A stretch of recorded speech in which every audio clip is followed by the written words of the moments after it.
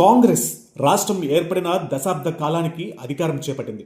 10 ఏళ్ల పాటు పాలించిన బీఆర్ఎస్ను గద్దె దించడంలో సీఎం రేవంత్ రెడ్డి పాత్ర చాలా కీలకం.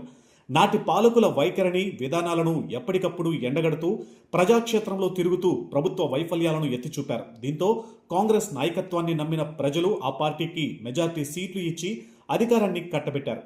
కాంగ్రెస్ అధికారం చేపట్టి 2.5 ఏళ్లు గడిచింది. ప్రజాపాలన పేరుతో అటు అభివృద్ధి, ఇటు సంక్షేమాన్ని అందిస్తున్న హస్తం పార్టీ తప్పులను ఎండగట్టడంలో బీఆర్ఎస్ నేతలు వెనుకబడ్డారు. దీనికి కారణం మనకెందుకులే అనుకున్నారా, లేక తప్పులు వెతకడంలో తడబడ్డారా అన్నది ఆ పార్టీ శ్రేణులే ఒకసారి పరిశీలించుకోవాలి. ఇదిలా ఉంటే కాంగ్రెస్ గెలిచిన జోష్ను తన పాలనలో అడుగడుగునా చూపిస్తూ ముందుకు సాగుతుంది. ఎన్నికల సమయంలో ఇచ్చిన 6 గ్యారంటీల అమలు మొదలు మూసీ ప్రక్షాళన, రాష్ట్ర అభివృద్ధి అంటూ బిజీగా పరిపాలన సాగిస్తుంది. అయితే బీఆర్ఎస్ మాత్రం సోషల్ మీడియా వేదికగా కాంగ్రెస్ విధ్వంసం చేస్తుందని, రాష్ట్ర పురోగమనం కాదు తిరోగమనం అంటూ కొటేషన్లు పెడుతూ కాలయాపన చేస్తుంది. వాటికి సీఎం రేవంత్ గట్టిగా కౌంటర్ ఇస్తూ ముందుకు సాగుతున్నారు. రాష్ట్రాన్ని పూర్తిగా అప్పుల్లో నెట్టింది బీఆర్ఎస్ అంటూ విమర్శలు గుప్పించారు. మిగులు బడ్జెట్లో ఉన్న రాష్ట్రాన్ని అప్పుల ఊబిలో నెట్టారు అంటూ కేసీఆర్ను టార్గెట్ చేస్తూ గట్టిగా సమాధానం చెబుతున్నారు.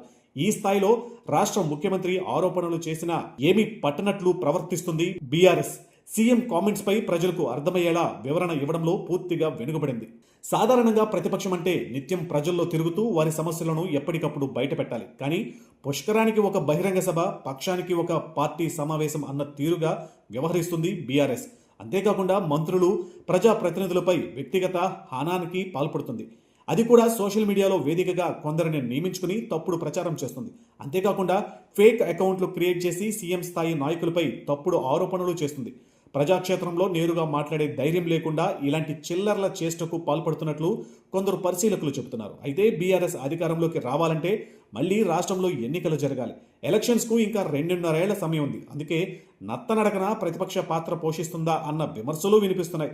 బీఆర్ఎస్ సోషల్ మీడియాలోనే యాక్టివ్గా ఉంటుందనడానికి ప్రత్యక్ష ఉదాహరణ ఆ పార్టీలోని కొందరు నేతలు పూలు అమ్మినా పాలు అమ్మినా అంటూ వైరల్ అయిన నాయకుడు మాజీ మంత్రి మల్లారెడ్డి.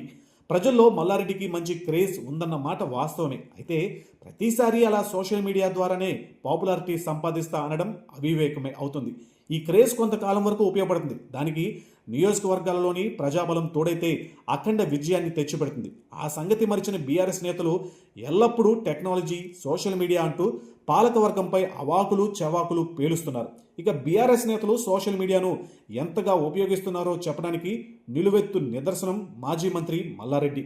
గతంలో బీఆర్ఎస్ అధినేత మాజీ ముఖ్యమంత్రి కేసీఆర్ మల్లారెడ్డిని ఉద్దేశించి కొన్ని వ్యాఖ్యలు చేసినట్లు అప్పట్లో జోరుగా ప్రచారం సాగింది. మేడ్చల్, మల్కాజ్గిరి నియోజకవర్గాలలో మల్లారెడ్డికి మంచి పట్టు ఉన్నప్పటికీ అక్కడి నుంచి గతంలో ఎంపీగా, ప్రస్తుతం ఎమ్మెల్యేగా గెలిచినప్పటికీ ఆ నియోజకవర్గ సమస్యలను పట్టించుకోవడంలో ఆయన వెనుకబడ్డారని కేసీఆర్కు రిపోర్టు అందినట్లు సమాచారం. ఈ క్రమంలోనే పార్టీ అధినేత మల్లారెడ్డికి కౌన్సిలింగ్ ఇచ్చినట్లు కొంతకాలం వార్తలు వినిపించాయి.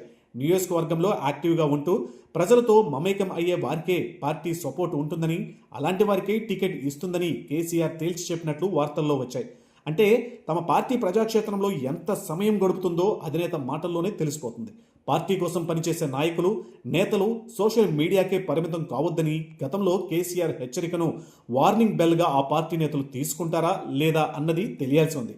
ఇకపోతే ప్రజా సమస్యలను గాలికి వదిలేసి సోషల్ మీడియా వేదికగా వ్యక్తిగతంగా తిట్టుకోవడం, అరుచుకోవడానికే బీఆర్ఎస్ పరిమితమయ్యిందని కాంగ్రెస్ పార్టీలో కొందరు నాయకుల వాదన. ఇప్పటికైనా బీఆర్ఎస్ ఈ సోషల్ మీడియా మచ్చ నుంచి బయటపడి రియాలిటీని గ్రహిస్తుందా, లేక తన పంతాను వీడకుండా ఇలాగే విమర్శల పాలవుతుందా వేచి చూడాలి.